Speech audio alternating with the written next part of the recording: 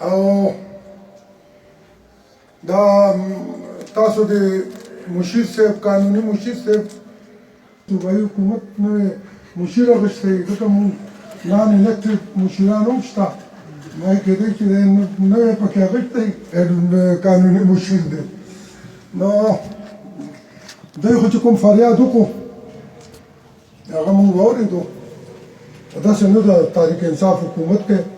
او مونږ خلکو ته انصاف ورکړی دی دا په دویم ځل راغلي یو نو مونږ په دې نه یو راغلي چې مونږ ظلم کړی دی مونږ زیاتې کړی دی مونږ په انصاف کړی دی نو ځکه خلکو ووټ راکړی دی مونږ هغه سلیکټډ کسانو کې نه یو مونږ اصلي الیکشن کړی الیکټډ کسان یو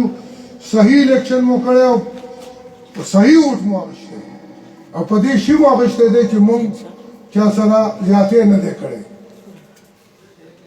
دا کوټې دا څیزونه دی چې کومې خبرې وکړي راشئ کښېنئ اسمبلۍ اجلاس دی خو قانون کې دننه خبرې قانون نه بهر نه چې کوم قانون کې دننه دي راشئ زه به مو هغه پبلک هیلث هغه ایډوایزر به راوغواړم سایډون کې به کښېنئ هغې سره به کښېنم تاسو چې څه مسلې دي جایز مسلې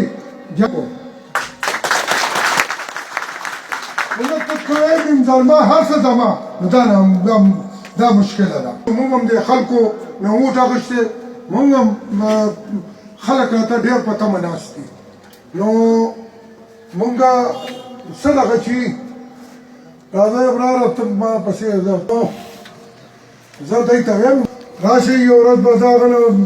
هغه دغه نه به ټایم والم ایډوایزر نه پبلک هیلث او ور به شو دفتر ته دفتر کې به مو ورسره کښېنوم تاسو په سر به جنګ وکړم که حق خبرې تاسو لپاره به زه جنګ وکړم زه شکر وباسم د تعلق یم د محنتکش طبقې سره دی موږ نوښار ټوله ضلع محنتکش طبقه ده نوښار کې خانیزم نشته نوښار واحد په دې پاکستان کې یو داسې ضلع ده چې دلته ټول محنتکش دي د ما پلار هم محنتکش و پرویز خټک پلار هم محنتکش و مونږ ټول محنتکش خلک یو په دې نوښار ضلع کې نو مونږ خانیزم والا نه یو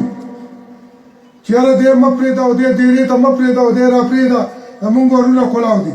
هر چا ته کلاو دي هر مذهب والا ته کلاو دي نو مونږ دې کې هېڅ دغه نشته زه د مشیر صاحب ته یم راشه اول ما سره کښېنه